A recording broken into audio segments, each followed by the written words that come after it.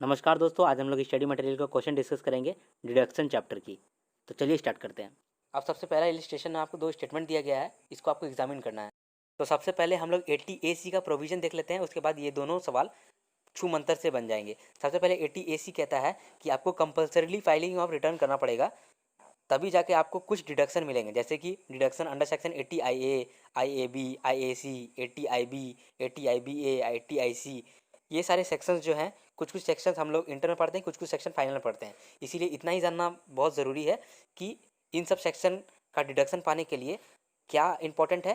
Compulsory filing of return of income on और before the due date specified under section 139(1).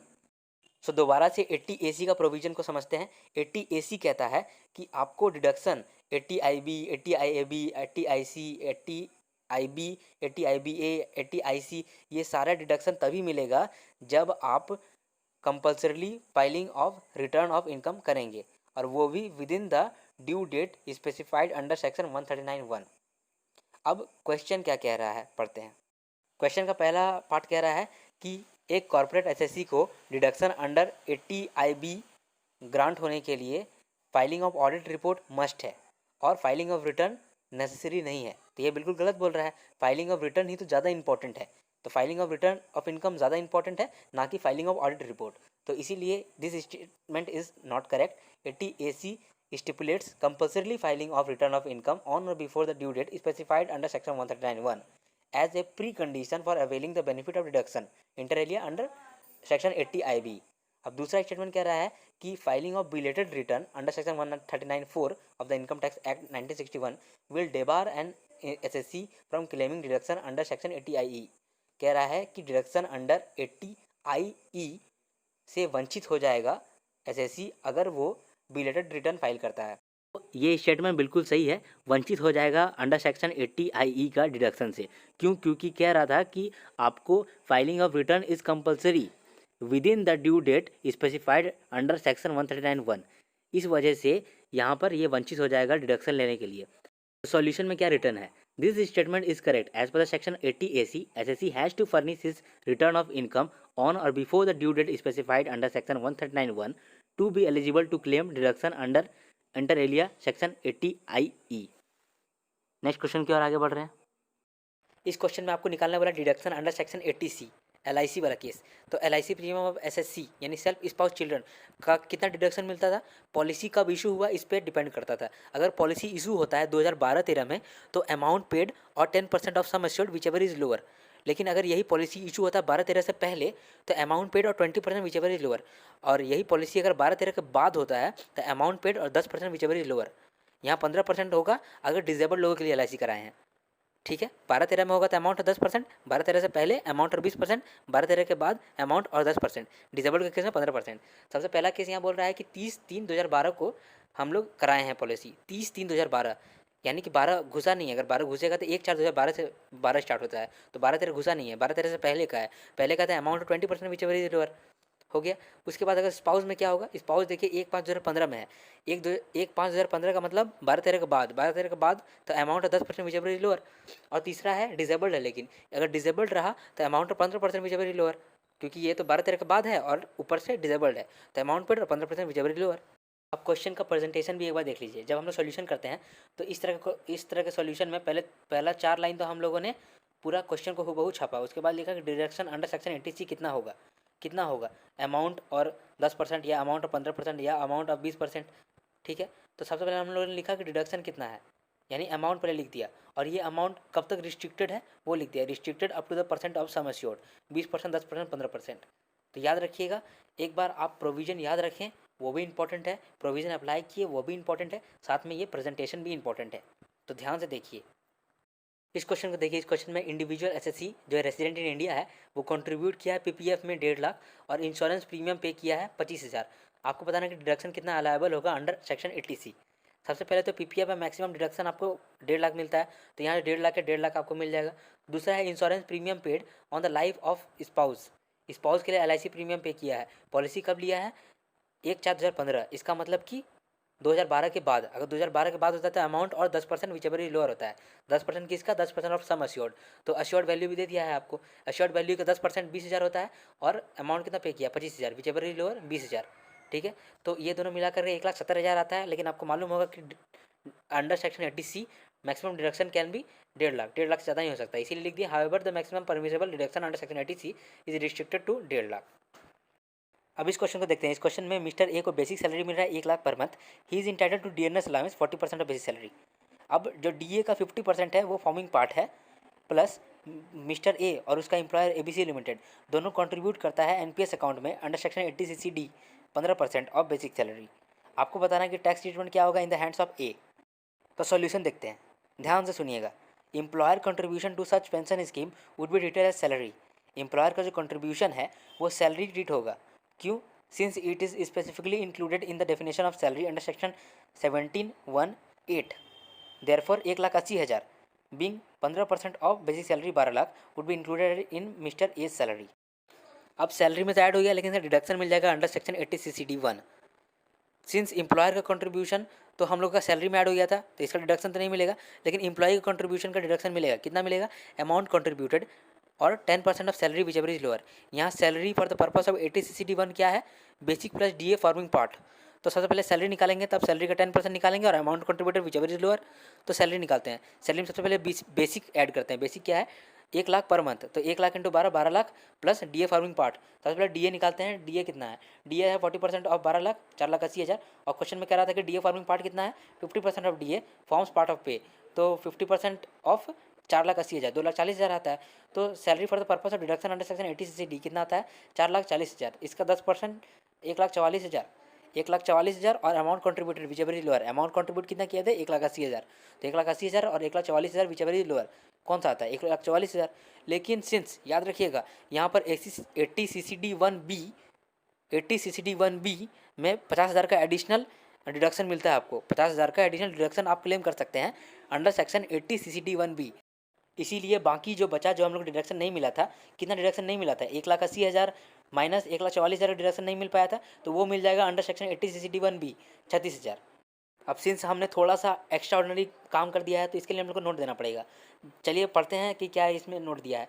1,44,000 is allowable as deduction under section 80CCD1। This would taken into consideration and subject to overall limit of 1.5 lakh taken under section 80CCE। 36,000 allowable as deduction under section 80CCD1B is outside the overall limit of 1.5 lakh under section 80CCE। Now important point, in the alternative 50,000 can be claimed as deduction under section 80CCD1B। The balance 1,30,000 that is 1,80,000 minus 50,000 can be claimed as deduction under section 80CCD1। कह रहा है कि 80CCD1 में हम लोग जितना कर सकते थे 1.5 लाख कर सकते थे मैक्सिमम, और हम लोग 80CCD1B में 50,000 एडिशनल कर सकते हैं। तो हम लोग अल्टरनेट वे में ऐसा भी कर सकते थे कि पहले हम लोग 80CCD1B में 50,000 ले लें और बाकी जो बचेगा उसको हम लोग ले लेंगे 80CCD1 में। 80CCD1 में तब कितना लेना पड़ेगा? अगर हम लोग 80CCD1B में 50,000 ले लेते हैं तो बाकी कितना बचा? 1,80,000 माइनस 50,000 दैट इज 1,30,000। 1,30,000 हम लोग 80CCD1 में ले लें। सी पैराग्राफ कह रहा है कि employer contribution to pension scheme जो था वो भी आपको अलाउएबल एज डिडक्शन हो जाएगा अंडर सेक्शन 80CCD2। 80CCD1 में एम्प्लॉय कंट्रीब्यूशन के लिए आपको डिडक्शन मिला था अमाउंट कंट्रीब्यूटेड और 10% ऑफ सैलरी। यहाँ पर भी एम्प्लॉयर कंट्रीब्यूशन के लिए आपको डिडक्शन मिलेगा अमाउंट कंट्रीब्यूटेड और 10% ऑफ सैलरी, क्योंकि जब एम्प्लॉयर कंट्रीब्यूशन हुआ था तो आप सैलरी में ऐड किए थे। अब डिडक्शन मिल रहा है आपको अंडर सेक्शन 80CCD2। 80CCD1 में क्यों मिला? एम्प्लॉय कंट्रीब्यूशन के लिए। 80CCD2 में क्यों मिल रहा है? एम्प्लॉयर कंट्रीब्यूशन के लिए। यहाँ पर भी अमाउंट 10% विचेवर इज लोअर था, इसीलिए हम लोग को यहाँ पर भी कितना डिडक्शन मिलेगा? 1,44,000। और ये जो 1,44,000 है वो 1.5 लाख का लिमिट में नहीं आता है, यही लास्ट पैराग्राफ में कह रहा है। तो एक बार फास्टली रीड कर लेते हैं नंबर सी को। Employer contribution to pension scheme would be allowable as deduction under section 80CCD2 subject to the maximum of 10% of salary. Therefore deduction under section 80CCD2 would be restricted to 1,44,000 even though the entire employer contribution of 1,80,000 is included in the salary of Mr. A under section 17(1)(8). However, the deduction of employer's contribution of 1,40,000 to pension scheme would be outside the overall limit of 1.5 lakh under section 80CCE. That is, the deduction would be over and above the other deduction which are subject to the limit of 1.5 lakh. इस question में देखिए कि mister x का gross total income है 8 लाख और कह रहा है कि कुछ ये इन्वेस्टमेंट किया है, कुछ पेमेंट किया है, आपको एलिजिबल डिडक्शन अंडर चैप्टर 6 से बताना है। ठीक है, कंट्रीब्यूशन टू पीएफ है, पेमेंट ऑफ ट्यूशन फी है, रीपेमेंट ऑफ हाउसिंग लोन है, contribution to approved pension fund of LIC है। तो पहला जो 3 है वो अंडर सेक्शन 80C है, और जो चौथा है वो अंडर सेक्शन 80CCC है। तो डिडक्शन अंडर 80C कितना मिलेगा? कंट्रीब्यूशन टू पीएफ 1.5 लाख तक मिलता है, तो 1,10,000 है तो मिल जाएगा। फिर पेमेंट ऑफ ट्यूशन फी है, 2 बच्चा तक मिलता है, यहाँ पर एक ही बच्चा है तो मिल जाएगा 45,000। Repayment of housing loan principal amount मिलता है, 25,000 मिल गया। तो टोटल कितना है? 1,80,000। लेकिन 1,80,000 नहीं मिलता है, अंडर सेक्शन 80C आपको 1.5 लाख ही मिल सकता है, इसलिए लिखते हैं restricted to 1.5 lakh being maximum permissible deduction under section 80C। 1.5 lakh मिल गया। अब डिडक्शन अंडर सेक्शन 80CCC क्या है? जब आप approved pension fund of LIC करते हैं तो उस केस में आपको अमाउंट या फिर 1.5 lakh which ever is lower का आपको डिडक्शन मिलता है। यहाँ पर इसीलिए 80CCC में कितना डिडक्शन मिल गया? 1,05,000 का डिडक्शन मिल गया, क्योंकि मैक्सिमम 1.5 लाख डिडक्शन मिल सकता है। अब देखिए कि 80C और 80CCC में दोनों मिला करके इसको कितना डिडक्शन मिला। पहले तो इसको 1.5 लाख का डिडक्शन मिला था, प्लस अभी 1,05,000 का डिडक्शन और मिला, यानी कि 2,55,000 का डिडक्शन इसको मिल चुका है। लेकिन एज पर सेक्शन 80CCC कहता है कि aggregate deduction under section 80C, 80CCC and 80CCD1 has to be restricted to 1.5 lakh. 80CCE provision है कि 80CCC, 80C और 80CCD1 का डिडक्शन 1.5 लाख क्रॉस नहीं करना चाहिए, इसीलिए मैक्सिमम 1.5 लाख तक हम लोग डिडक्शन अलाइबल कर दिए अंडर चैप्टर 6 से फॉर द असेसमेंट ईयर 2020-2021। इस वाले क्वेश्चन में देखिए मिस्टर ए, जिनका उम्र है 40 साल, इन्होंने पे किया है मेडिकल इंश्योरेंस प्रीमियम 20,000 का खुद के लिए और स्पाउस के लिए। फिर अपने इंडिपेंडेंट पिताजी के लिए 47,000 का मेडिकल इंश्योरेंस प्रीमियम पे किया है। फिर 3,600 इन्होंने कंट्रीब्यूट किया है सेंट्रल गवर्नमेंट हेल्थ स्कीम में। फिर 3,000 इन्होंने इनकर किया है in cash on preventive health checkup of himself and his spouse. फिर 4,000 by cheque on preventive health checkup of his father. आपको डिडक्शन निकालना है अंडर सेक्शन 80D। अब इस तरह का चार्ट आपको सोल्यूशन में बनाना पड़ेगा, because this is important. ICI का फॉर्मेट, आईसीआई का सोल्यूशन, आईसीआई का way of writing notes is very important, is very very very important. आपको इसी तरह से वहाँ पर भी देना है और बना के आना है। तो सबसे पहले देखते हैं किस तरह से इन्होंने किया है। 2 हेड में इन्होंने बांटा है। पहले हेड इन्होंने किया है सेल्फ स्पाउस चिल्ड्रन के लिए जितना भी खर्चा इन्होंने किया है उसको लिखा है, और दूसरा हेड में लिखा है कि पेरेंट्स के लिए कितना खर्चा लिखा है। उसके बाद आपको एक्चुअल पेमेंट भी बताया है और मैक्सिमम डिडक्शन अलाउबल वो भी बताया है। कितना क्लियर है ना? आपको इसी तरह से वहाँ पर भी प्रेजेंट करना है। ध्यान से देखिए और रट लीजिए इसे। सबसे पहले हेड में हम लोग लिखेंगे कि premium paid and medical expenditure incurred for self spouse. तो कितना होता है? मेडिकल इंश्योरेंस प्रीमियम पे किया था 20,000 का, तो 20,000 एक्चुअल पेमेंट है। मैक्सिमम डिडक्शन अलाउबल भी आपको 20,000 का मिल जाएगा। कंट्रीब्यूशन टू CGHS में कंट्रीब्यूट किया था 3600 आपको डिडक्शन भी मिल जाएगा। Expenditure on preventive health checkup of self and spouse 3,000 का, लेकिन यहाँ 3,000 आपको डिडक्शन नहीं मिलेगा क्योंकि मैक्सिमम डिडक्शन 25,000 मिलने का है। तो 20,000 और 3600 तो मिल, तो 25,000 में और कितना मिल सकता है? 1,400 मिल सकता है, तो 1,400 मिल गया उसको। ठीक है। अब अगला हेड जो था प्रीमियम पेड और medical expenditure incurred for father who is a senior citizen. तो इस केस में आपको 50,000 का लिमिट होता था, अगर आप याद रखें तो 50,000 का लिमिट आपको किस तरह से मिलेगा? सबसे पहले मेडिकल इंश्योरेंस प्रीमियम पे किए हैं 47,000 का, तो 47,000 का तो मिल जाएगा। उसके बाद फिर एक्सपेंडिचर प्रिवेंटिव हेल्थ चेकअप पे 4,000 का किया है, लेकिन यहाँ पर 4,000 तो मिलेगा नहीं, 3,000 मिलेगा, क्योंकि मैक्सिमम जो मिल सकता है वो 50,000 मिल सकता है। 50,000 47,000 मिल चुका है, तो 3,000 मिलेगा, और तो 3,000 मिला, तो टोटल डिडक्शन कितना होगा? टोटल डिडक्शन अलाउबल कितना होगा? एक तो 25,000 और 50,000, टोटल डिडक्शन अलाउबल 75,000। यहाँ नोट्स क्या क्या देना पड़ेगा ये भी देखिए। यहाँ पर क्वेश्चन के अलावे, क्वेश्चन में जो दिया हुआ है उसके अलावे अगर आपने कुछ भी किया है उसका आपको नोट देना पड़ेगा। ठीक है। मैं रिकमेंड करूँगा कि एक बार फिर से आप वीडियो पॉज करें और फिर से पढ़ लें कि नोट्स में क्या क्या लिखा हुआ है, क्योंकि ये इंपॉर्टेंट है। मेरी बात को गौर से सुने, ये इंपॉर्टेंट है। इस क्वेश्चन को देखते हैं दोस्तों। इस क्वेश्चन में कह रहा है कि मिस्टर वाई, जिनका उम्र है 40 साल, इन्होंने मेडिकल इंश्योरेंस प्रीमियम पे किया है 22,000 का खुद के लिए, स्पाउस के लिए और डिपेंडेंट चिल्ड्रन के लिए। फिर इन्होंने मेडिकल इंश्योरेंस प्रीमियम 33,000 का पे किया है अपनी सीनियर सिटीजन माता के लिए, जो कि इन पर डिपेंडेंट नहीं है। फिर इन्होंने मेडिकल एक्सपेंडिचर किया है 20,000 का अपने फादर के ऊपर, जो कि मेडिकल क्लेम पॉलिसी के अंदर कवर्ड है ही नहीं और ना ही डिपेंडेंट है। इसके अलावे मिस्टर वाई ने कंट्रीब्यूट किया है 3,000 to central government health scheme during the year. अब आपको डिडक्शन निकालना है अंडर सेक्शन 80D। अब सॉल्यूशन देखते हैं। सॉल्यूशन में याद रखिएगा कि सॉल्यूशन में हम लोग फॉर्मेट कैसे बनाते हैं।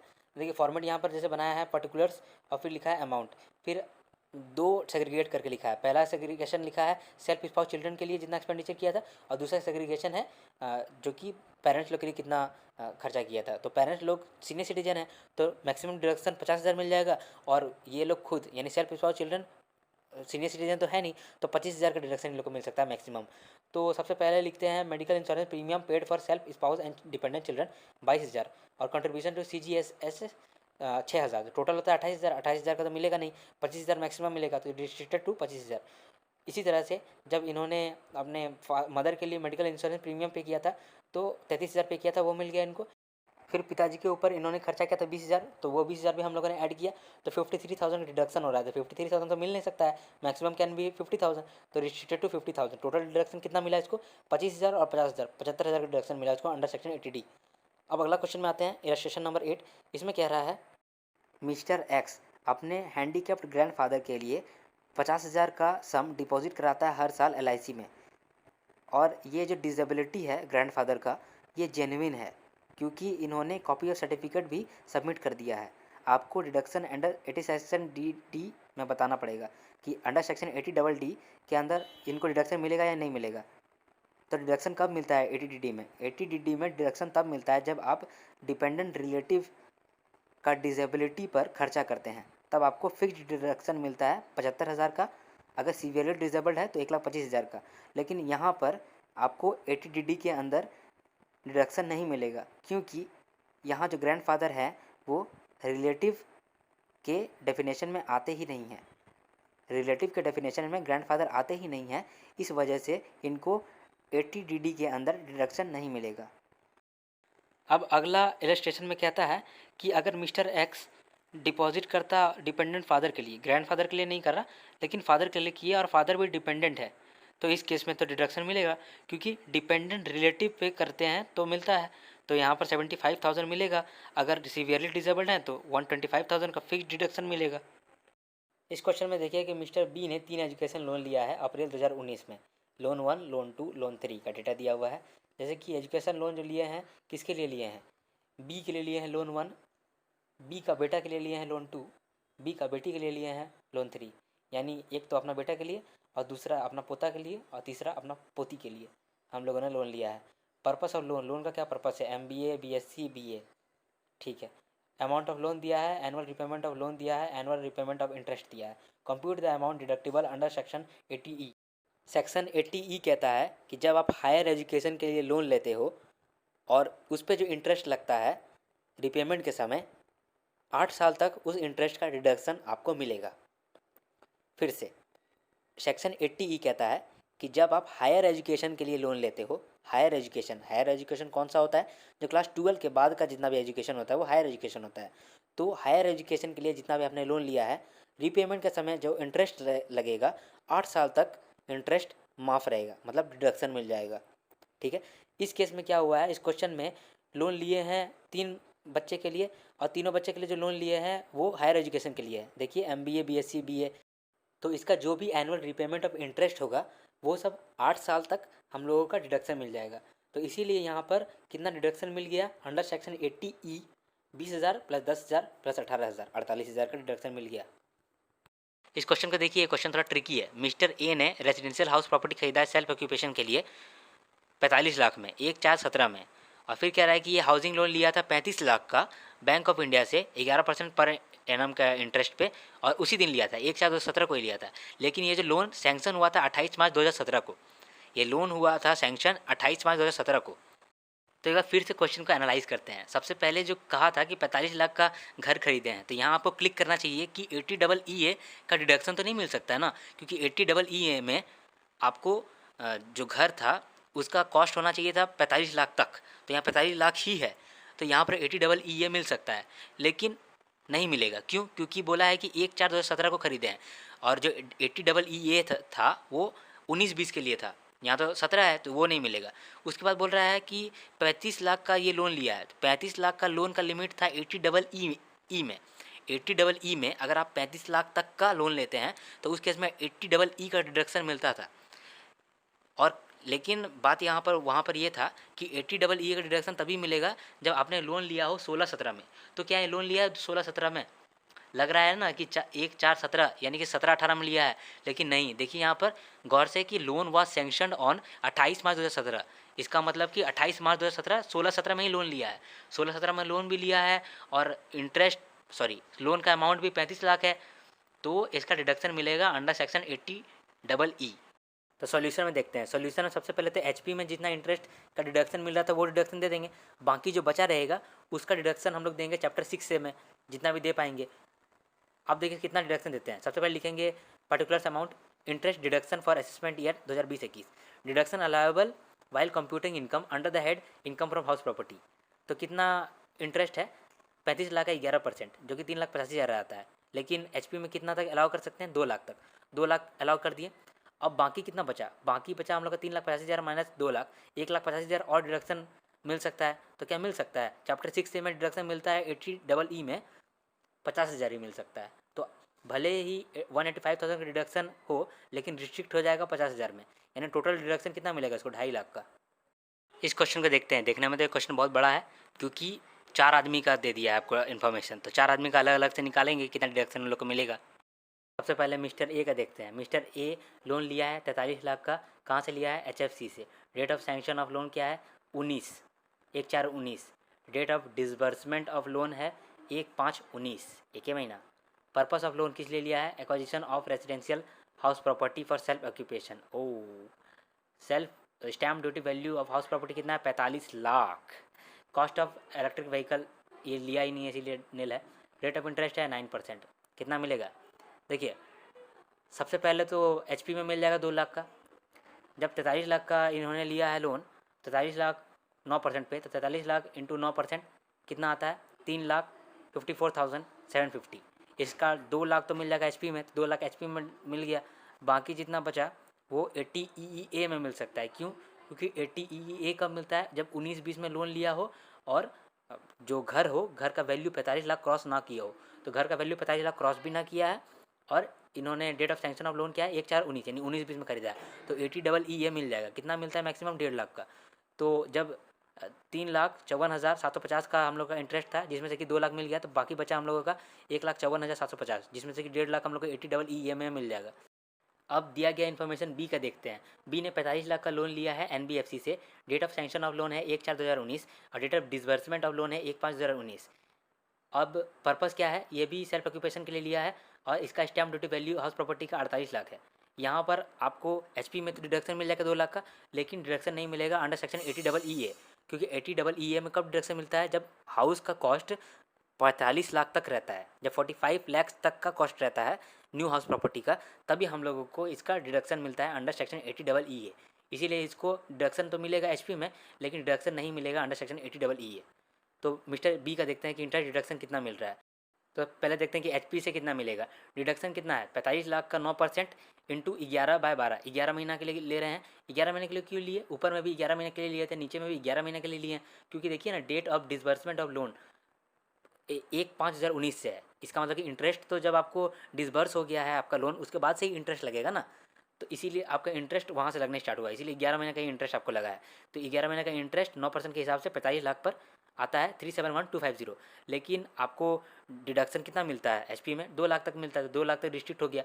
उसके बाद चैप्टर 6 से में आपको 80EE में कोई भी डिडक्शन नहीं मिलेगा, नील। यहाँ पर लिखा हुआ भी है कि loan is taken from NBFC, stamp duty value exceeds 45 lakh और deduction under section 80EE would not be permissible due to the either violation of listed above. तीनों में से कोई एक भी अगर आप वायलेट करते हैं तो उस पर आपको डिडक्शन नहीं मिलता है। तो अनिल हो गया। मिस्टर सी का डेटा देखते हैं। मिस्टर सी में क्या किया है? 20 लाख का लोन लिया है एनबीएफसी से। 1/4/2019 को इनको मिला था, सैंक्शन हुआ था और डिसबर्समेंट हुआ था लोन का 1/5/2019 को। इन्होंने लिया है ई व्हीकल के लिए लोन, जिसके लिए कॉस्ट है 22 लाख का। तो मिस्टर सी को कितना डिडक्शन मिलेगा यही आपको बताना है।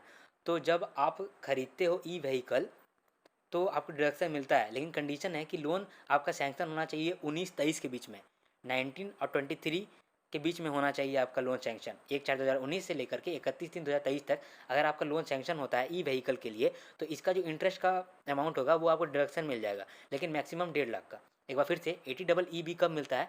इंटरेस्ट पेवर ऑन लोन, इस पर मिलता है जब आप ई व्हीकल के लिए लोन लिए हुए होते हैं। और कब लोन लेंगे? अगर आपका लोन सैंक्शन हुआ है 1/4/2019 से लेके 31/3/2023 तक। इसका मतलब कि 19 से 23 के बीच में अगर आपने लोन लिया है ई व्हीकल के लिए, तो उसका इंटरेस्ट का जब पेमेंट होगा उसके लिए आपको डिडक्शन मिल जाएगा मैक्सिमम 1.5 लाख का। तो यहाँ पर क्या होगा, यहाँ पर मिलेगा, हाँ यहाँ पर मिलेगा, लेकिन इंटरेस्ट कितना है, 20 लाख का 10% 11 महीना के लिए, तो 1,83,333 आता है, लेकिन रिस्ट्रिक्ट हो जाएगा 1.5 लाख, क्योंकि 1.5 लाख ही मैक्सिमम दे सकते हैं, तो 1.5 लाख लिख दिए।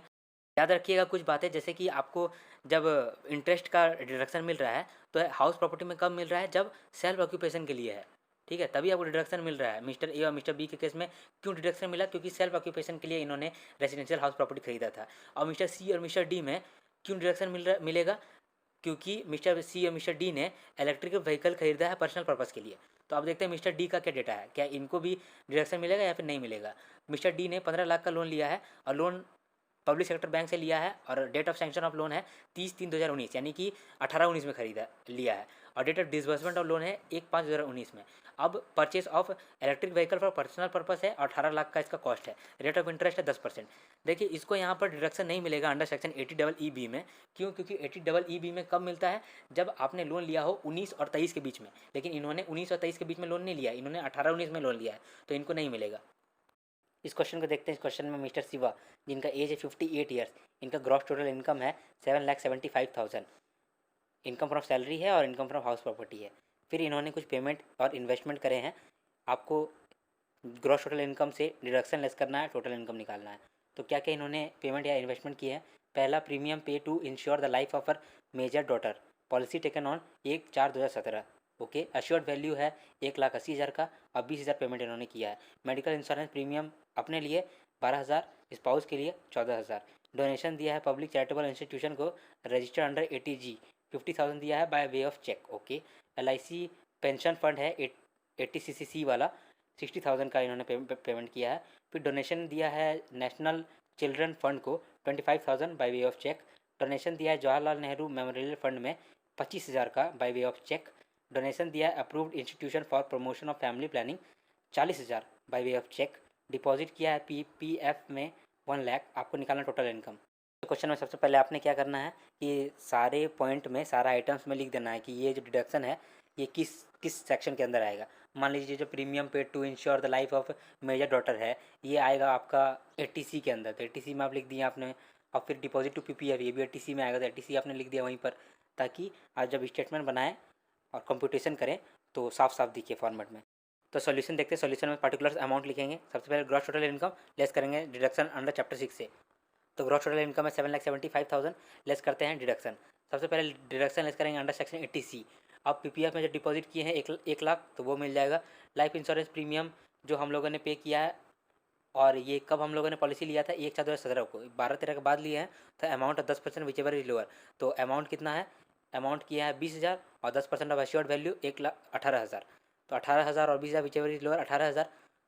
और फिर 80CCC के अंदर डिडक्शन कितना मिलेगा आपको। LIC पेंशन फंड जो था 60,000 वो 80CCC के था, इसको इसीलिए यहाँ पर 80CCC के अंदर 60,000 मिला। अब हम लोग का टोटल निकल के आता 178,000 80C और 80CCC मिला करके। लेकिन as per the section 80CCE कहता है 80C प्लस 80CCC में मिलाकर 1.5 लाख ही हो सकता है, तो रिस्ट्रिक्टेड हो गया 1.5 लाख तक। अब 80D के अंदर डिडक्शन लेस करते हैं। 80D के अंदर क्या क्या था, जो मेडिकल इंश्योरेंस प्रीमियम पे किया था सेल्फ के लिए और स्पाउस के लिए 26,000 का, तो 25,000 तक का मिल सकता था, 25,000 उसको मिल गया। और बाकी 80G के अंदर इसको डिडक्शन मिलेगा। और 80G का कैलकुलेशन इन्होंने वर्किंग नोट करके बनाया है, क्योंकि ये तो टिपिकल है, तो इससे अच्छा है कि हम लोग पहले 80G का प्रोविज़न ही जान ले। 80G डोनेशन पे फोकस करता है। 80G जब डोनेशन देते हैं तब हम लोगों को डिडक्शन मिलता है, कभी कभी 100% डिडक्शन मिलता है, कभी कभी 50% डिडक्शन मिलता है। किस किस केस में 100 मिलता है, किस किस केस में 50% मिलता है, वो सब जानना पड़ता है हम लोग को 80G के अंदर। 80G के अंदर 2 सेग्रीगेशन है, एक विद सीलिंग लिमिट, एक without ceiling limit. Without ceiling limit का मतलब कि आप इनकम का कितना ही पोर्सन डोनेशन दे सकते हैं, लेकिन विद सीलिंग लिमिट का मतलब कि आप इनकम का 10% ही दे सकते हैं, 10% इनकम का। लेकिन यहाँ इनकम नहीं है, इनकम है एडजस्टेड इनकम। एडजस्टेड इनकम कैसे निकलता है, GTI minus LTCG minus STCG, अगर STT लगा हो और चैप्टर 6 से, तो जो आता है वो एडजस्टेड इनकम आता है। इस एडजस्टेड इनकम का 10% ही आप दे सकते हैं अगर विद सीलिंग लिमिट है तो।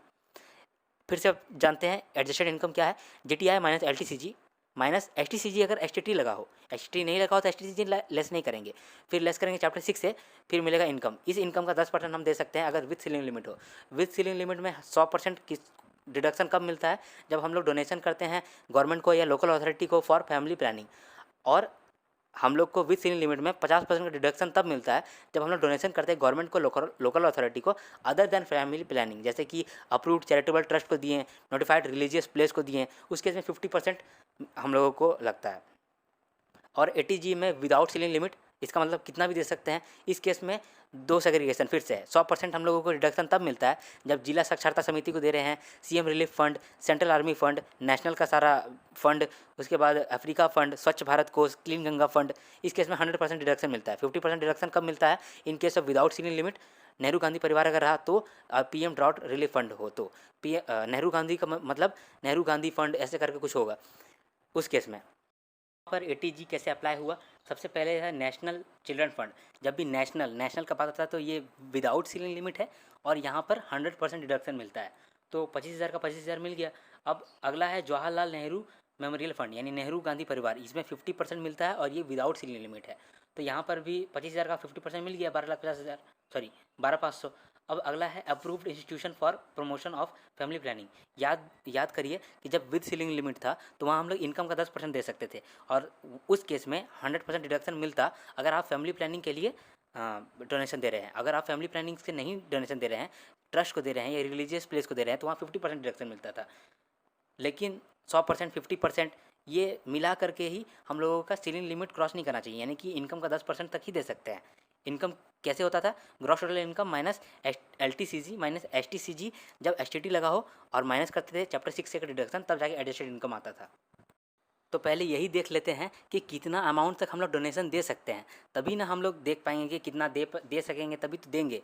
इसीलिए देख लेते हैं कि हमको कितना दे सकते हैं। इनकम का 10% दे सकते हैं ना, तो किस इनकम का, एडजस्टेड इनकम का। तो पहले एडजस्टेड इनकम निकाल लेते हैं, उसका 10% भी कैलकुलेट कर लेते हैं, फिर पता चल जाएगा कि कितना अमाउंट तक दे सकते हैं। तो यहाँ पर क्या है, इसीलिए नोट बनाया है। नोट में लिखा है adjusted total income is equal to gross total income minus amount of deduction under section 80C to 80U except 80G। तो मिलता है 6 लाख। 6 लाख का 10% हम लोग दे सकते हैं, यानी 60,000 हम लोग दे सकते हैं। तो 60,000 दे सकते हैं। और हम लोग जब approved institution for promotion of family planning दिए थे तो 100% हम लोगों को डिडक्शन मिल गया था, 40 का 40,000 मिल गया था। अब जब पब्लिक चैरिटेबल ट्रस्ट को दे रहे हैं तो 50,000 है, यहाँ 50,000 का 50% हम लोग को 25,000 मिलना चाहिए था, लेकिन मिलेगा नहीं, यहाँ पर 10,000 मिलेगा। क्यों? क्योंकि याद होगा आपको कि आप इनकम का 10% दे सकते हैं, यानी 60,000 तक दे सकते हैं। आपने पहले तो 40,000 का दे दिया है, तो इस बार तो 20,000 का दिया होगा। इस बार 20,000 में का 10% लेंगे, 50,000 का 10% नहीं, 20,000 का, क्योंकि पहले तो 40,000 का डोनेशन दिया है और टोटल 60,000 ही देना था। तो इस बार 20,000 का दिए होंगे, तो 20,000 का 10%, 10,000 मिलता है।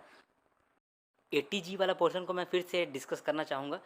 देखिए, 80G में हम लोग क्या करते हैं, हम लोग विद सीलिंग लिमिट और विदाउट सीलिंग लिमिट।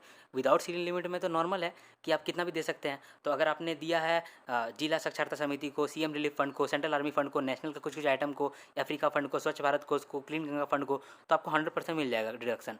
उसके बाद अगर नेहरू गांधी परिवार को दिया है, पीएम रिलीफ फंड को दिया है, तो उसके में 50% आपको डिडक्शन मिल जाएगा। यहाँ तक तो नॉर्मल था। लेकिन अगर विद सीलिंग लिमिट की बात आया तो पहले हम लोग इनकम निकालेंगे, एडजस्टेड इनकम, और फिर एडजस्टेड इनकम का 10% निकालेंगे, क्योंकि एडजस्टेड इनकम का 10% तक ही हम लोग डोनेशन दे सकते हैं।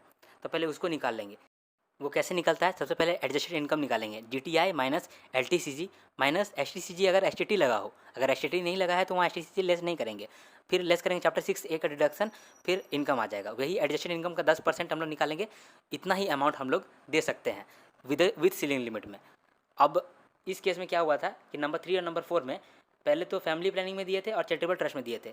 तो प्रोविज़न कहता है कि अगर आप फैमिली प्लानिंग के लिए देते हैं तो 100% मिलता है, और अगर आप चैरिटेबल ट्रस्ट को देते हैं, रिलीजियस प्लेस को देते हैं, तो 50% मिलता है।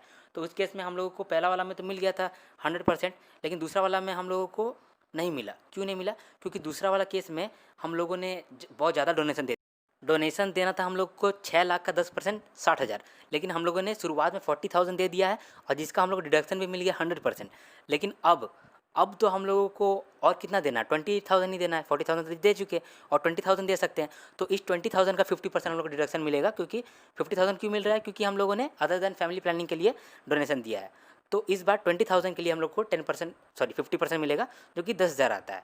तो टोटल हम लोग का 80G के अंदर इतना डिडक्शन आता है। और मेन सोल्यूशन में इसको पुट करते हैं और आंसर आ जाता है। तो इस क्वेश्चन को देखिए, इस क्वेश्चन में खुद भगवान आ गए हैं आपके सामने। मिस्टर गणेश एक बिजनेसमैन है जिनका total income before allowing deduction under section 80GG 4,60,000 है। हाउस रेंट इन्होंने पे किया है 12,000 per month in respect of rent accommodation. आपको निकालना है deduction allowable under section 80 GG।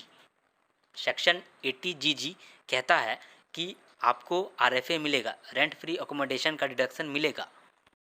अगर आपका इनकम सैलरी के हेड के अलावे कोई दूसरा हेड से है तो उस केस में आपको RFA का डिडक्शन मिलता है अंडर सेक्शन 80 GG। कितना मिलता है? List of the following. पहला, rent minus 10% of adjusted GTI। दूसरा, 25% ऑफ एडजस्टेड GTI। तीसरा, 5,000 पर मंथ। कैसे मिलता है? Rent minus 10% of adjusted GTI, दूसरा 25% ऑफ एडजस्टेड GTI, तीसरा 5,000 पर मंथ। यहाँ एडजस्टेड GTI कितना है? 4,60,000। तो बस बनाना है 144,000 का हम लोग को रेंट पे किए हैं, माइनस 10% ऑफ GTI।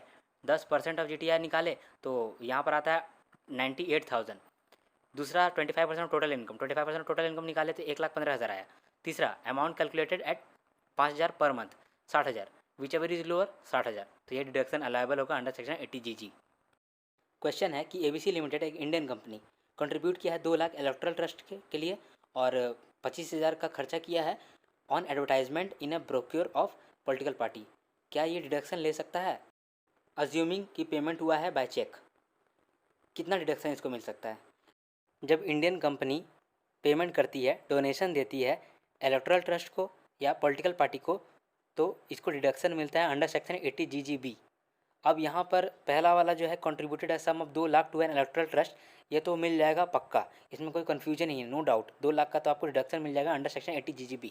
डाउट आता है दूसरा में कि इन्होंने एक्सपेंस इनकर किया है 25,000 का एडवर्टाइजमेंट में इन अ ब्रोशर ऑफ पॉलिटिकल पार्टी।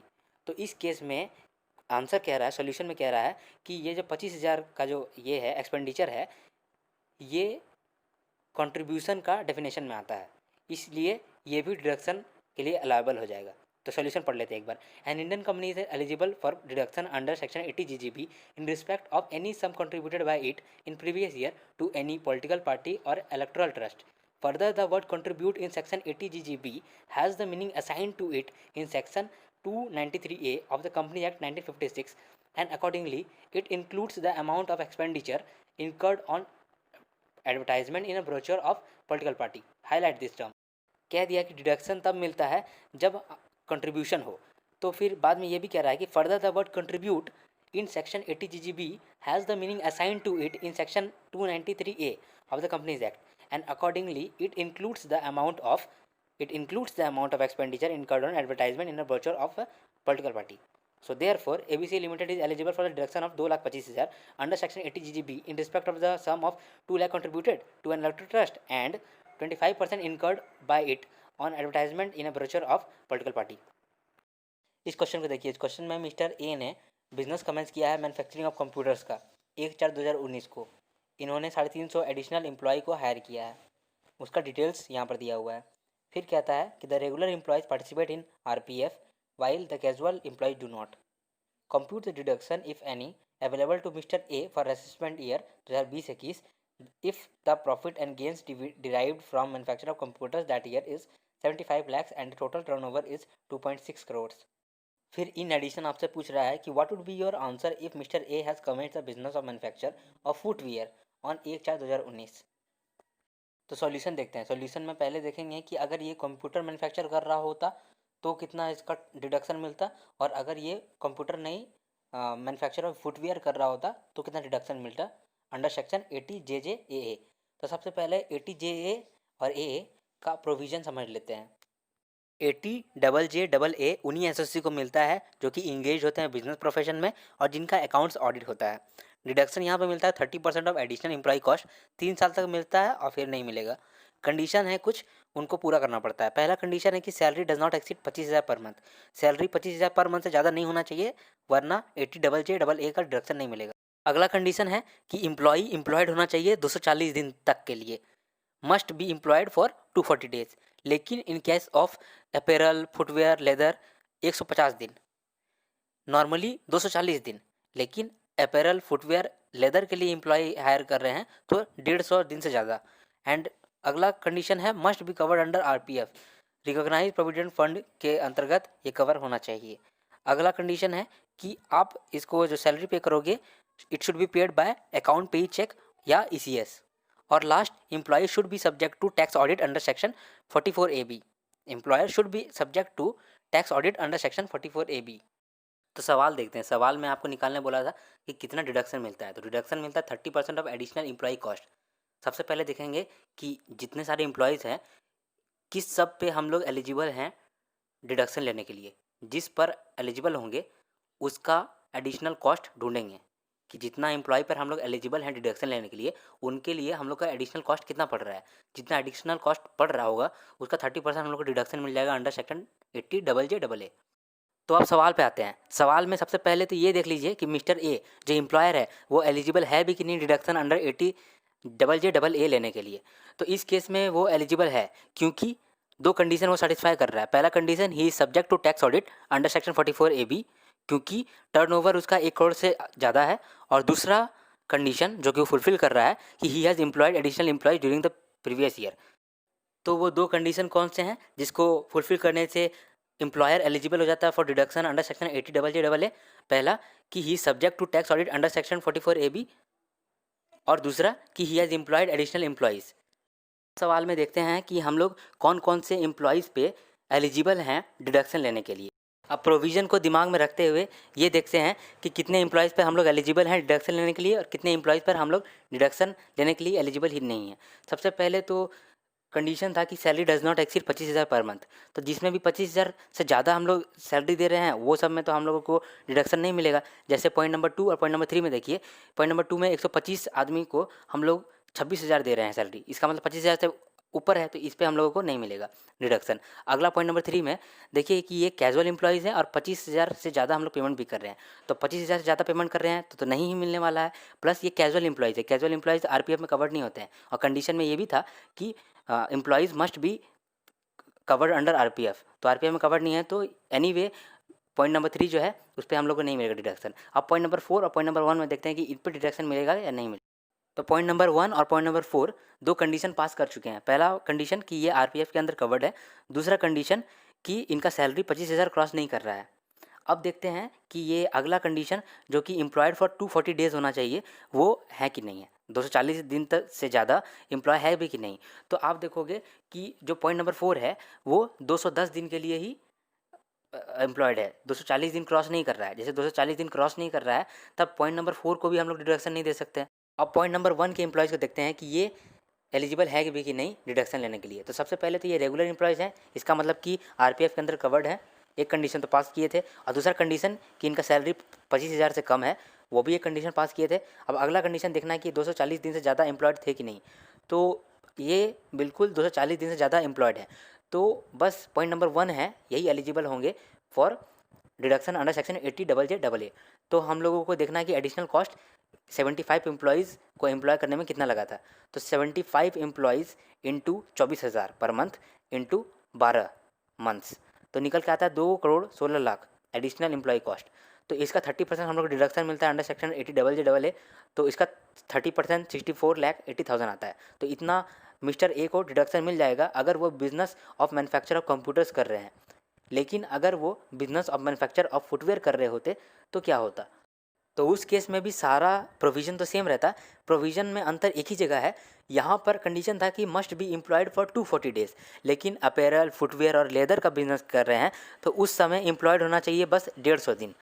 तो इस केस में आंसर में चेंज इसलिए आएगा क्योंकि पॉइंट नंबर 1 तो सारे कंडीशन पास कर रहे हैं, उस पर तो हम लोगों को डिडक्शन मिल ही जाएगा। लेकिन यहाँ पर पॉइंट नंबर 4 में भी डिडक्शन मिलेगा क्योंकि पॉइंट नंबर 4 में 210 दिन के लिए एम्प्लॉयड है और हम लोगों का कंडीशन है कि 150 दिन एम्प्लॉयड होना चाहिए अगर हम लोग बिजनेस कर रहे हैं ऑफ फुटवेयर। तो हम लोग तो फुटवेयर का बिजनेस कर रहे हैं तो 150 दिन भी अगर क्रॉस कर रहा है एम्प्लॉयमेंट तो वो कवर्ड हो जाएगा डिडक्शन के लिए। इसलिए पॉइंट नंबर 1 और पॉइंट नंबर 4 के जितने एम्प्लॉयज़ हैं उन पे हम लोग को एडिशनल कॉस्ट का 30% का डिडक्शन मिल जाएगा। तो एडिशनल कॉस्ट निकाल लेते हैं। एडिशनल कॉस्ट कितना निकलेगा। सबसे पहले जो एडिशनल कॉस्ट निकाले थे 2,16,00,000 वो तो 75 एम्प्लॉयज़ के लिए था। लेकिन यहाँ पर ऐड हो जाएगा 100 एम्प्लॉयज़ का भी कॉस्ट। अब 100 एम्प्लॉयज़ का कॉस्ट कितना ऐड होगा। 100 employees into 24,000 per month into 7 months और टोटल हम लोगों का निकल के आएगा एडिशनल एम्प्लॉय कॉस्ट 3,84,00,000। तो 3,84,00,000 का 30% डिडक्शन मिल जाएगा इनको 1,15,20,000। तो ये वाला क्वेश्चन यहाँ पर खत्म होता है। इस क्वेश्चन को देखते हैं। इस क्वेश्चन में मिस्टर ए जो कि रेसिडेंट इंडिविजुअल हैं 61 ईयर्स के यानी सीनियर सिटीजन, उन्होंने बिजनेस इनकम कमाया है 1,35,000, लॉटरी इनकम कमाया है 1,20,000, इंटरेस्ट ऑन एफडी कमाया है 30,000, फिर इन्वेस्ट किया है 1.5 लाख इन पीपीएफ अकाउंट। आपको निकालना है इनका टोटल इनकम। टोटल इनकम निकालते समय क्या करते हैं हम लोग, सबसे पहले हम लोग सारे हेड ऑफ इनकम को जोड़ते हैं और निकलता है ग्रॉस टोटल इनकम, उसमें से लेस करते हैं डिडक्शन अंडर चैप्टर 6 से, और तब हम लोग को टोटल इनकम मिलता है। तो चलिए कैलकुलेट कर लेते हैं। सबसे पहले सैलरी का तो इनकम इनका है नहीं। अगला आता है एचपी का भी इनकम है नहीं। पीजीबीपी का इनकम, हाँ पीजीबीपी का इनकम है, पीजीबीपी का इनकम 1,35,000, ठीक है। अगला कैपिटल गेन का इनकम है नहीं। अगला अदर सोर्सेस का इनकम हाँ है। इंटरेस्ट ऑन एफडी है 30,000 और लॉटरी इनकम है 1,20,000। तो ग्रॉस टोटल इनकम निकलता है 2,85,000। अब हम लोग को लेस करना है डिडक्शन अंडर चैप्टर 6 से। कितना डिडक्शन लेस करेंगे, सबसे पहले तो पीपीएफ में इन्होंने इन्वेस्ट किया था, तो पीपीएफ में मैक्सिमम 1.5 लाख का डिडक्शन मिलता है, तो एटीसी के अंदर इनको 1.5 लाख का डिडक्शन मिल गया। अब सिंस ये सीनियर सिटीजन है और इन्होंने इंटरेस्ट ऑन एफडी कमाया है, तो इंटरेस्ट ऑन एफडी पे डिडक्शन मिलता है कितना, 50,000 और amount contributed which ever is lower. तो 50,000 और 30,000 विच एवर इज लोअर कितना आएगा, 30,000 यानी टोटल डिडक्शन होता है 1,80,000। लेकिन यहाँ पर 1,80,000 डिडक्शन नहीं मिलेगा इनको, डिडक्शन मिलेगा तो बस 1,65,000 का। क्यों, क्योंकि maximum permissible deduction can not exceed the gross total income exclusive of long term capital gain taxable under section 112 and 112A, short term capital gain covered under 111A and winning of lottery of the assessee. कह रहा है कि gross total income exclusive of LTCG, STCG and winning from lottery जितना आएगा उतना amount से ज़्यादा deduction हो ही नहीं सकता है। क्या कह रहा है कि जो भी डिडक्शन होगा वो क्रॉस नहीं करेगा ग्रॉस टोटल इनकम को, लेकिन ग्रॉस टोटल इनकम एक्सक्लूसिव होना चाहिए LTCG under section 112 and 112A, STCG under section 11A और विनिंग फ्रॉम लॉटरी। तो यहाँ पर देखिए विनिंग फ्रॉम लॉटरी था 1,20,000, जिसकी वजह से ग्रॉस टोटल इनकम आया था 2,85,000। अगर लॉटरी इनकम को लेस करते हैं तो ग्रॉस टोटल इनकम कितना आएगा, 1,65,000। तो 1,65,000 से क्रॉस नहीं कर सकता है जो भी डिडक्शन होगा, मैक्सिमम डिडक्शन 1,65,000 का मिल सकता है। इसीलिए यहाँ पर डिडक्शन रिस्ट्रिक्ट हो गया 1,65,000 पे, तब हम लोग का टोटल इनकम आता है डिडक्शन लेस करके 1,20,000। और नोट को आप ध्यान से पढ़िएगा, ध्यान से। अब यहाँ पे मैंने 111A, 112A और 112 का जिक्र किया है। ये सेक्शन क्या क्या है मैं आपको ये फिर से याद दिला देता हूँ। 111A short term capital gain है on the sale of equity share and on the sale of unit of equity oriented fund जिसमें एसटीटी लगा हो। 111 यानी 111A कौन सा है, एसटीसीजी जिसमें एसटीटी लगा हो, और एसटीसीजी किस पे, इक्विटी शेयर का सेल पे और इक्विटी ओरिएंटेड फंड का सेल पे। अब 112A कौन सा है, इसमें लॉन्ग टर्म कैपिटल गेन लगा हो अगर लिस्टेड इक्विटी शेयर में या इक्विटी ओरिएंटेड शेयर में जिसमें आप एसटीटी पे किए हो तो वो 112A होता है। 111A एसटीसीजी जिस पे एसटीटी लगा हो, 112A एलटीसीजी जिसमें एसटीटी लगा हो, और 112 एलटीसीजी जिस पे एसटीटी नहीं लगा हो।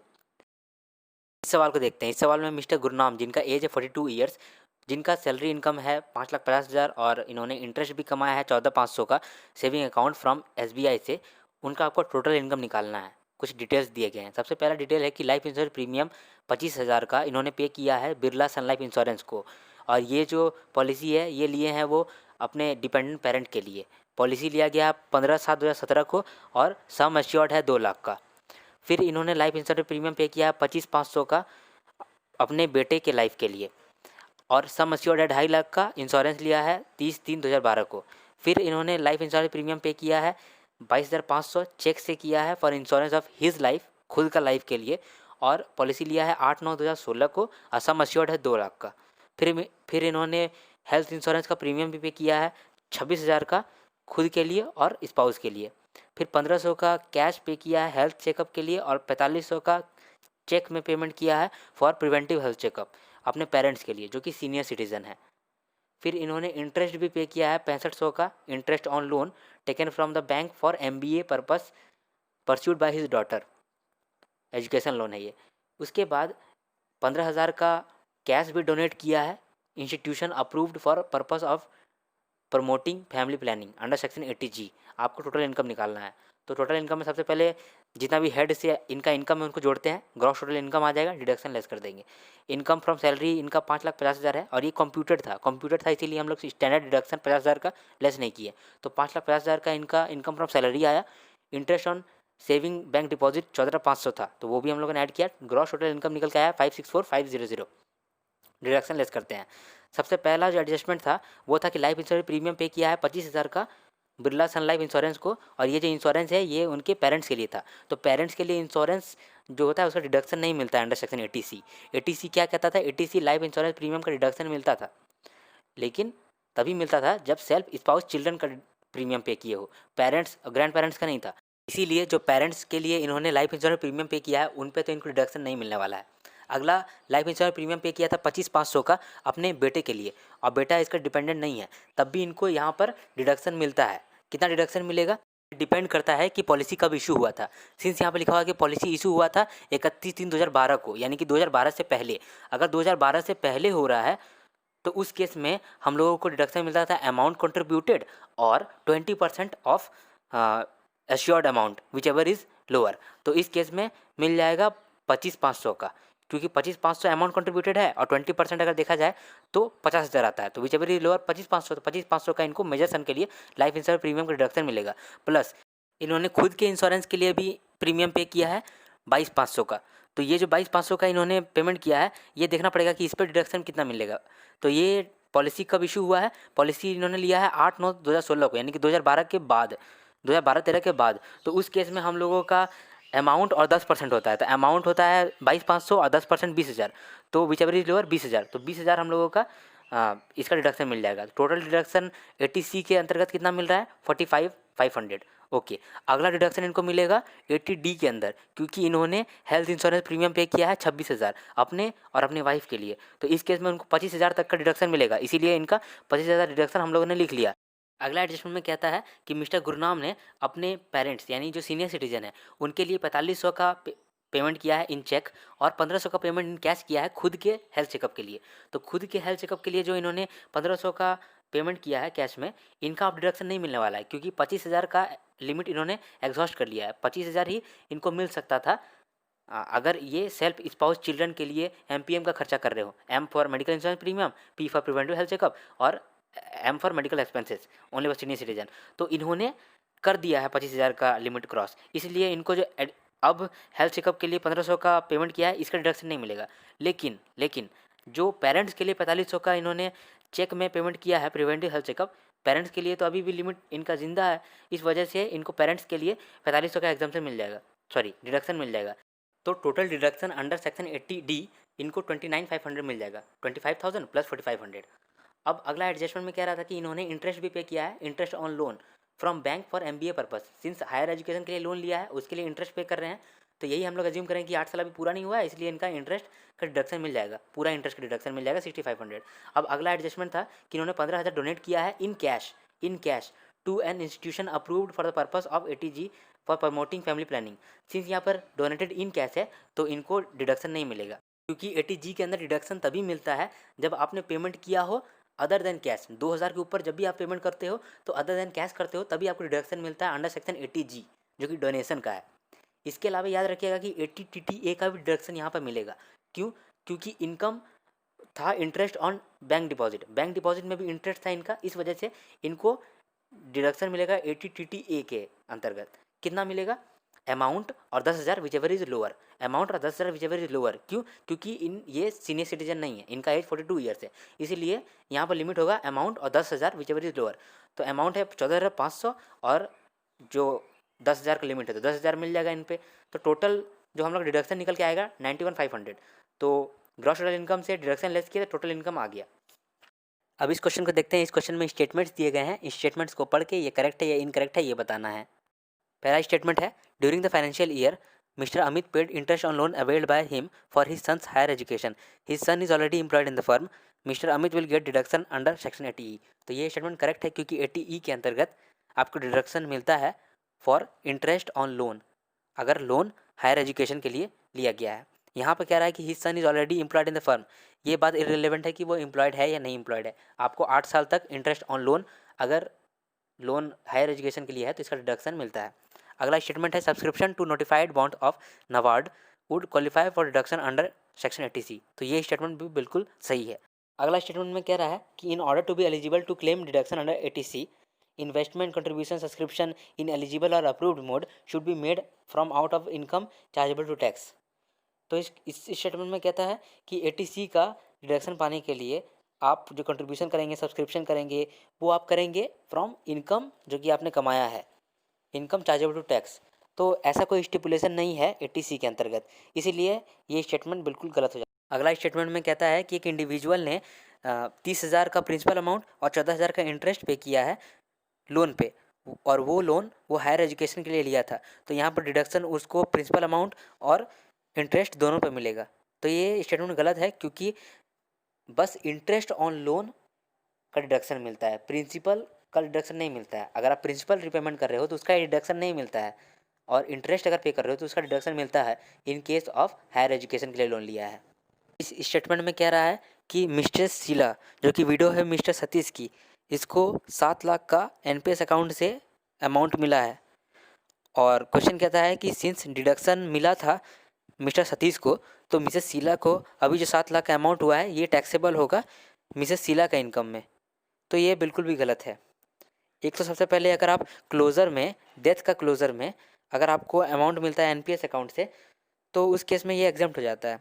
तो कोई सवाल ही नहीं पैदा होता है कि मिसेस शीला का इनकम में ये ऐड हो जाएगा। अगला जो स्टेटमेंट है उसमें कह रहा है कि मिस्टर विशाल एक सेंट्रल गवर्नमेंट एम्प्लॉय है जो कि 50,000 कंट्रीब्यूट किया है इन एनपीएस टीयर 2, तो उसको डिडक्शन मिलेगा अंडर सेक्शन 80 सीसीडी। ये गलत है। 80C के अंदर मिलता है टायर 2 का, और टायर 1 का मिलता है 80 सीसीडी में। इस क्वेश्चन में देखिए, इस क्वेश्चन में आपको एग्जामिन करने बोला है अलाउबिलिटी। पहला आइटम है कि राजन ने अपने हैंडीकैप डिपेंडेंट के लिए 62,000 का पेमेंट किया है ट्रीटमेंट से रिलेटेड, लेकिन लाइफ इंश्योरेंस नहीं कराया था। तो इस केस में उसको डिडक्शन मिलेगा। कितना डिडक्शन मिलता है? 80D के अंतर्गत उसको फिक्स डिडक्शन मिलता है 75,000 का, इररिस्पेक्टिव कि वो कितना खर्चा किया है, उसको 75,000 का डिडक्शन मिलेगा ही। अगर सीवियरली डिजेबल्ड है तब 1,25,000 का मिल जाएगा। सेकंड आइटम में कह रहा है कि राजा एक रेजिडेंट इंडियन जो कि कुछ भी खर्चा नहीं किया है इन ट्रीटमेंट, लेकिन 25,000 डिपॉजिट किया था with LIC for maintenance of handicap dependent. Since यहाँ हैंडीकैप डिपेंडेंट है के लिए खर्चा कर रहा है, तो जो भी खर्चा करेगा उसके लिए उसको फिक्स डिडक्शन मिलता है 75,000। अगर सीवियरली डिजेबल्ड है तो 1,25,000 अंडर सेक्शन 80DD। अब अगला आइटम है कि राजन ने इनकर किया है 20,000 ट्रीटमेंट के लिए और 25,000 डिपॉजिट किया है LIC for maintenance of handicap dependent. तो यहाँ पर भी इसको फिक्स डिडक्शन उतना ही मिलेगा 75,000 या 1,25,000। अगला आइटम है कि इंडियन कंपनी ने इलेक्ट्रल ट्रस्ट को पेमेंट किया है 50,000 का चेक से, तो यहाँ पर डिडक्शन मिल जाएगा अंडर सेक्शन 80GGB। अब सिंस यहाँ पर कैश में नहीं दे रहा है, अगर कैश में देता तब नहीं मिलता, अदर देन कैश में दिया है, इस वजह से यहाँ पर 80GGB के तहत ये एलिजिबल है डिडक्शन लेने के लिए। क्वेश्चन को देखिए, मिस्टर चतुर्वेदी एक रेजिडेंट इन इंडिया है जिनका ग्रॉस टोटल इनकम है 8,18,240, जिसमें कि LTCG अंडर सेक्शन 112 इंक्लूडेड है, STCG 58,000 का इंक्लूडेड है। फिर GTI में इंटरेस्ट इनकम भी 12,000 का इंक्लूडेड है, 40,000 का इंटरेस्ट ऑन डिपॉजिट भी इंक्लूडेड है। फिर इन्होंने PPF में इन्वेस्ट किया है 1,20,000 का, मेडिकल इंश्योरेंस प्रीमियम पे किया है 51,000 का, 50,000 का पेमेंट किया है चैरिटेबल ट्रस्ट के लिए जो कि 80G के अंदर एलिजिबल है डिडक्शन पाने के लिए। आपको निकालना है total income of mister Chaturvedi, अगर मिस्टर चतुर्वेदी 70 साल के हैं। सॉल्यूशन देखते हैं। सॉल्यूशन में सबसे पहले GTI से LTCG लेस कर दिए, क्यों? क्योंकि LTCG अंडर सेक्शन 112 था और इसमें हम लोग सेपरेट टैक्स लगाते हैं, स्पेशल टैक्स रेट रहता है, तो इसको सबसे पहले लेस कर दिए GTI से, तो 573,240 आता है। इसमें हम लोग डिडक्शन लेस करेंगे, तो सिंस यहाँ पर PPF में इन्होंने इन्वेस्ट किया था तो 80C के अंतर्गत इनको डिडक्शन मिलेगा 1,20,000 का। फिर 80D के अंदर इनको डिडक्शन मिलेगा क्योंकि इन्होंने मेडिकल इंश्योरेंस प्रीमियम पे किया है 51,000 का।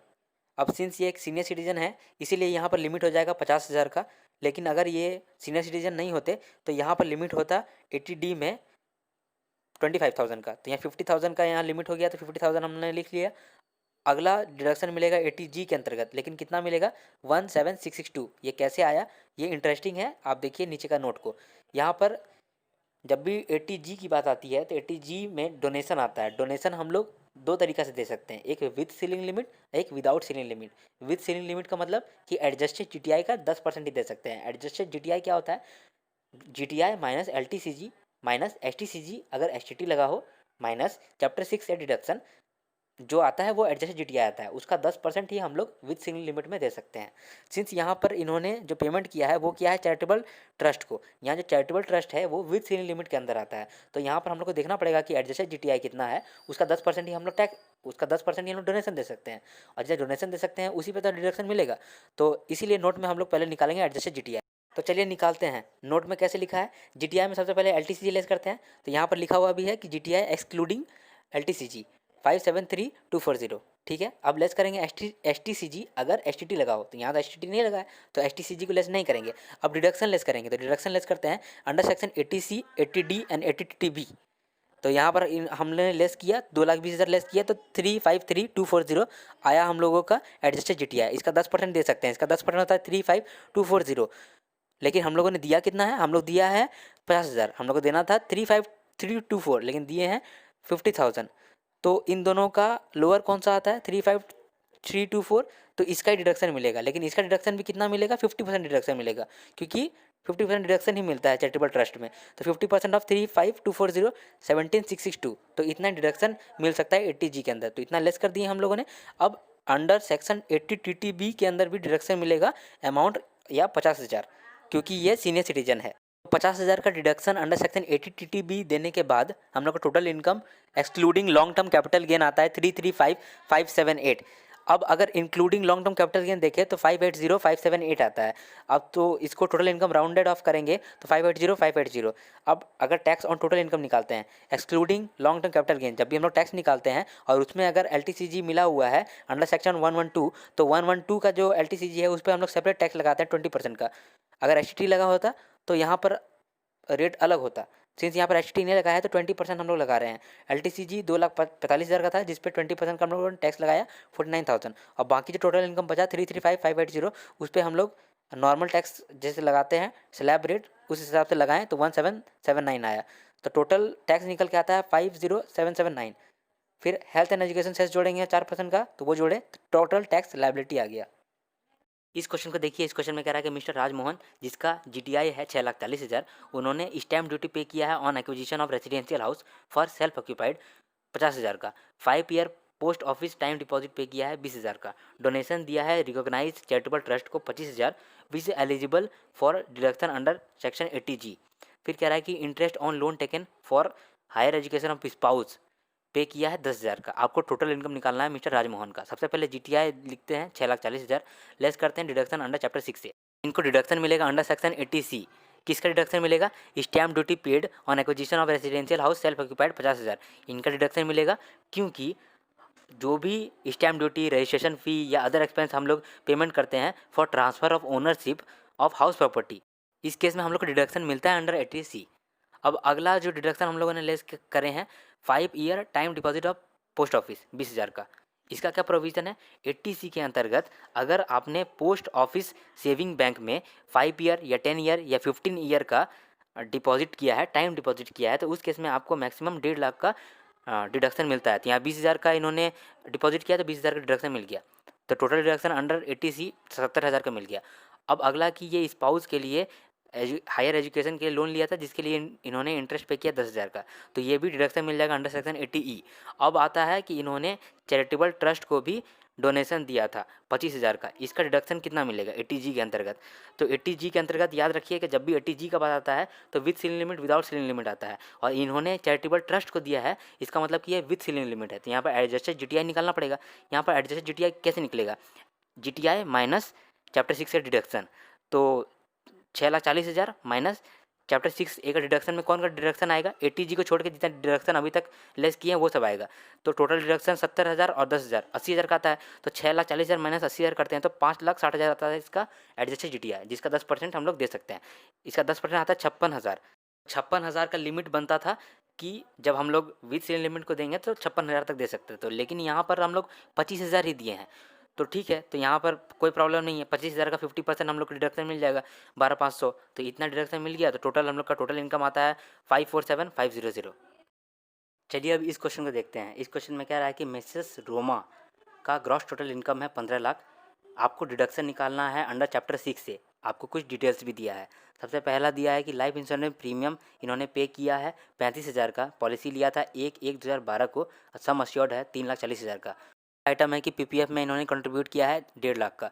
फिर अगला आइटम है कि इन्होंने हाउसिंग लोन रिपे किया है टू महिला बैंक बैंगलोर 20,000 का। फिर एलआईसी पेंशन फंड में पेमेंट किया है 1,40,000 का। मेडिकल इंश्योरेंस पॉलिसी के लिए सेल्फ वाइफ और डिपेंडेंट चिल्ड्रन के लिए प्रीमियम पे किया है 30,000 का। फिर मेडिकल इंश्योरेंस प्रीमियम पे किया है पेरेंट्स के लिए जो कि सीनियर सिटीजन है 52,000 का। तो सबसे पहले तो 80C के अंतर्गत इनको लाइफ इंश्योरेंस प्रीमियम का डिडक्शन मिलेगा। कितना मिलता है ये डिपेंड करता है कि कब इन्होंने पॉलिसी लिया था। पॉलिसी यहाँ पर लिया है 1/1/2012 को, इसका मतलब कि 12/13 से पहले लिया है, तो अमाउंट और 20% विच एवर इज लोअर, तो अमाउंट है 35,000 और 20% of 3,40,000 which ever is lower. तो विच एवर इज लोअर तो 35,000 आता है, तो 35,000 का इनको डिडक्शन मिल गया अंडर 80C। और पीपीएफ में इन्होंने कंट्रीब्यूट किया था तो ये भी 80C के अंतर्गत मैक्सिमम 1.5 लाख का डिडक्शन मिल जाएगा, तो यहाँ पर मिल गया। फिर इन्होंने हाउसिंग लोन रीपेमेंट किया है तो इस केस में भी 80C के अंतर्गत आपको डिडक्शन मिलता है 20,000 का, तो 20,000 का मिल गया। यहाँ पर एलआईसी पेंशन फंड में इन्होंने पेमेंट किया है तो ये मिल जाएगा डिडक्शन अंडर सेक्शन 80CCC 1,40,000 का, मैक्सिमम 1.5 लाख का मिल सकता था, तो यहाँ से 1,40,000 का मिल गया। फिर इन्होंने medical policy taken for self wife dependent children का प्रीमियम पे किया है चेक से 30,000 का। तो जब हम लोग मेडिकल इंश्योरेंस प्रीमियम पे करते हैं तो 25,000 तक हम लोग का डिडक्शन मिलता है, तो यहाँ पर 25,000 तक का डिडक्शन मिलेगा। अब सीनियर सिटीजन जो इनके पेरेंट्स हैं उनके लिए भी इन्होंने मेडिकल इंश्योरेंस प्रीमियम पे किया है, तो इस केस में लिमिट है 50,000 तक आपको मिल सकता है डिडक्शन, तो यहाँ पर 50,000 डिडक्शन मिल जाएगा।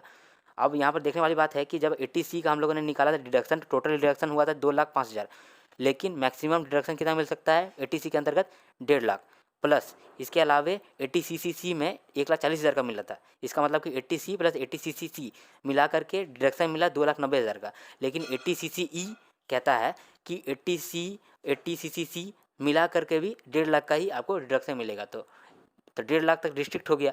इसके बाद 80D में डिडक्शन मिला था 75,000 का, टोटल डिडक्शन कितना मिला 1.5 लाख और 75,000, 2,25,000 का। यहाँ पर ये चैप्टर खत्म होता है।